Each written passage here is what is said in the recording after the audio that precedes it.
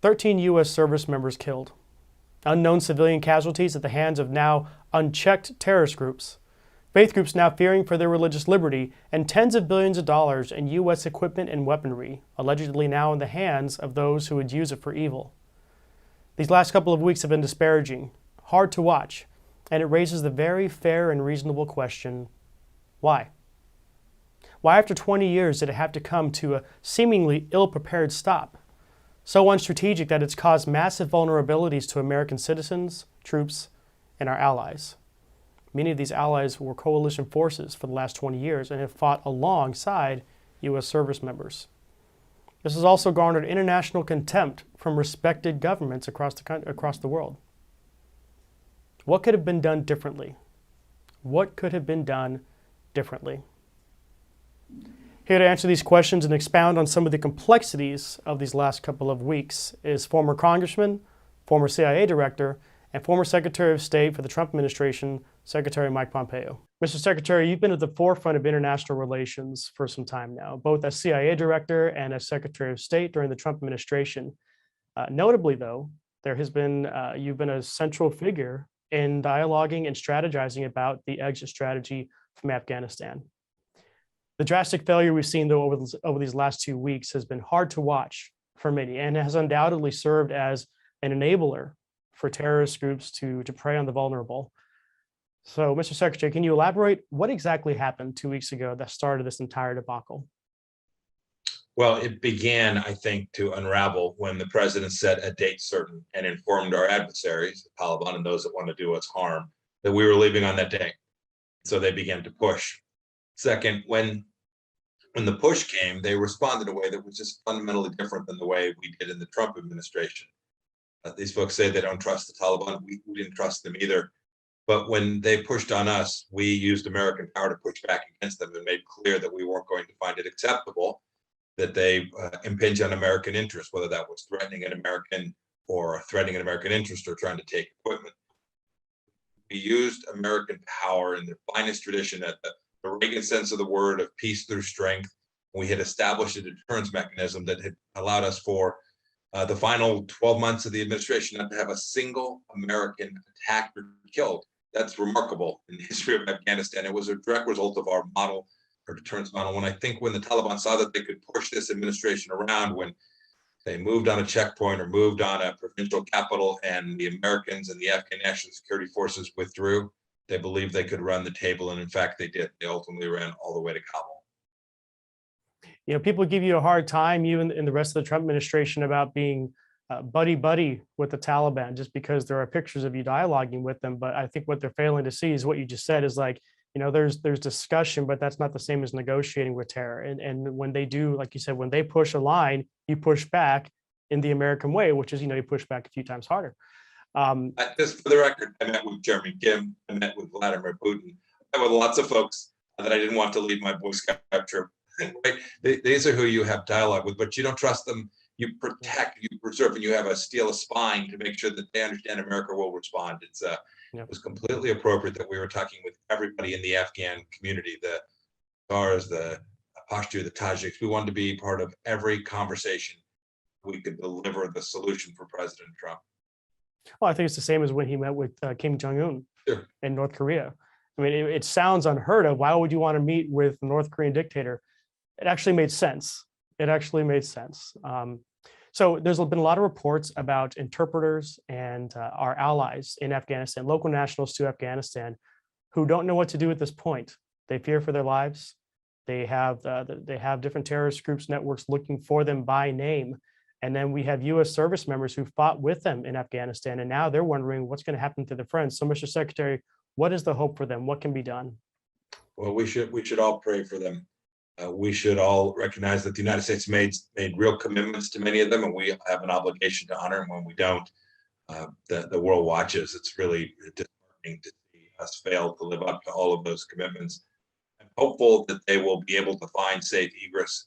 They'll be able to find a pathway out. I hope the United States, even though we're now some 24 hours out from the final withdrawal, probably the final flight out of HKIA, I hope they'll be able to find a pathway either through the north, through Malaysian countries or some other way that they can find their way out, even if it may be through the airport after we depart. I hope we'll do the right thing and honor the commitments the United States made to each of those people. Yeah. So on the evening of September 11, 2001, President Bush, in an address to the nation, specifically talking about what would soon to be his military operations against al-Qaeda, he said that we will make no distinction between the terrorists who carried out these acts and those who harbor them. Now, if I have my information correct, it was al-Qaeda who carried out the attacks, but then the Taliban created it, or gave a safeguard to Osama bin Laden. They were a refuge for him, so they harbored him. There seems to be a narrative shift here, but at the same time, there also seems to be, if I'm seeing this correctly, a different Taliban. I mean, there's a Taliban today who, again, is not a group that I would trust, but they're saying that they support women's rights, and they're saying things like that. Can you elaborate on that, sir? Yes. Are we dealing with a different Taliban today? Is what I'm asking you. Yes, you shouldn't take their word for that. There's no evidence that we're dealing with a Taliban that is remotely different than those days. We got in writing a promise that they would break with Al Qaeda. They made some feints and jests, but they never fully did that. I have every expectation that they'll do the bare minimum to make the case that they've broken with Al Qaeda, but are unlikely to truly do so. Your point about harboring, though, is really important. The work that our soldiers, our sailors, our airmen, Marines did for these last 20 years was noble. We crushed Al Qaeda in Afghanistan. It's not gone, and it could grow back. But when we left office in January of 2020, there were fewer than 200 Al Qaeda still left inside of Afghanistan. Its senior leadership, Al Qaeda senior leadership, was being harbored in Iran. And so this really bothers me too. Here today, we have an administration talking to the Iranians, sitting at the table in Vienna with the very people that are hosting the Al Qaeda senior leadership in their capital city. We should never forget what happened on September 11th. Now, goodness, just a handful of days short of 20 years ago. We should honor the commitments of all those who have given their full measure in Afghanistan over these 20 years and continue the counterterrorism efforts that have so successfully defended our homeland these past 2 decades. Yeah. So on a similar topic, we're seeing a lot of pictures and graphics of military equipment, U.S. military equipment, in the hands of what appears to be Taliban. I know there's many layers there. There's been talk about it being, we didn't just leave it for them. We left it for the Afghan military, or we left it because it was inoperable and it wasn't worth taking home. Do you mind providing some clarity on that, Mr. Secretary? So some of that may well be true. It may have been operable or, in fact, left for the Afghan National Security Forces. That is possible. I know what President Trump directed our military to do is we drew down from roughly 15,000 to about 8,600. We measured, we evaluated the conditions. We did the same at about the 4,600 level. And then again, when we took our final measure of departure, which was down to about 2,500, each time the president looked the military dead in the eyes and says, don't leave a nail, don't leave a single piece of equipment. So they had begun to plan, knowing full well this would take time, to deliver an outcome that would actually get the high-end equipment out of Afghanistan. I don't know the reality. I've seen some pictures. I hope they got that high-end equipment out. Hope that which was left behind, there is a plan to destroy. It would be tragic to have an American one day killed by American equipment that was left in Afghanistan in a way that didn't have to be, because President Biden chose to put a date certain on the map, and no discretion, no moving the date. Said we're going to get out, and if we leave Americans behind or American equipment behind, so be it. That's not in the finest tradition of the United States. Yeah. Mr. Secretary, you've been a huge proponent for religious liberty, not just in America, but on the international scale as well. When I moved to DC just over 4 years ago to get a job in journalism, I don't know what I was thinking. No, that's not what I was supposed to say. When I moved here 4 years ago, I remember your International Religious Freedom Symposium was the very first major event that I went to. And it was fascinating to see so many people there, and they were in their garbs. So they were in whatever their respective faith group or their culture group favored.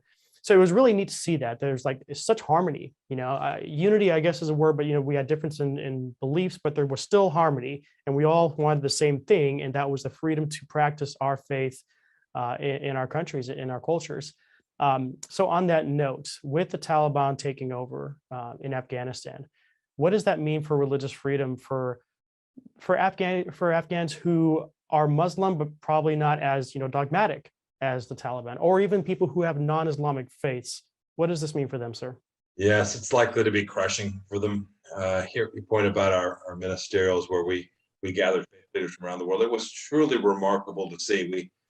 Ambassador Brownback and I had an idea, concept, but to see it come to fruition with the largest human rights gathering ever held at the State Department was truly it was humbling to see the harmony, people coming together. Mm. Sadly, we see too many people who don't have the capacity, the space. Their government doesn't permit them to practice their faith in the way that they choose, or if they choose not to practice, so be it. The Taliban are certainly going to be in that cohort. It doesn't appear there's any room for a Christian to practice his or her faith, or a Jew to practice his or her own. I'll be very surprised if the capacity to practice one's faith is not indeed limited to those who are committed to the Taliban's vision for Sharia law. And this is fundamentally at odds with human rights and basic. I hope for better, but I fear for the worst. Yeah. All right, sir. I have one more question. It's just because I have you here. My life has been centered around the church and ministry, as I know yours has as well. And I work with young adults. That's my primary focus at my church. So I want to ask you, for those who are in their young 20s, we'll say young mid 20s, they're no longer interns. They're working on the Hill. They're working for state. They're working in an agency.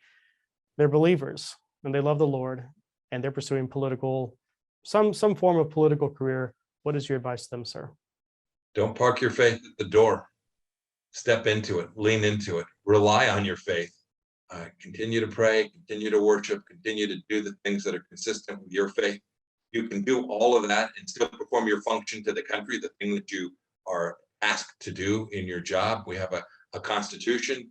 That's your first responsibility as a worker in the field of delivering good outcomes for the American people on behalf of the United States and its government. But it doesn't require you to abandon those things that you know and believe in your heart. So I would say, as I told my son, if you do three things in life, if you work hard, keep your faith, and tell the truth, a lot of good things are likely to happen. And so I would urge every one of those young people to do those three things every day. And not every day, but often they'll have results that are glorious for them and glorify our Lord as well. Mr. Secretary, thank you so much for your time. I know you have a busy schedule, so I really do appreciate it, sir. Yes, sir. Thanks for having me on.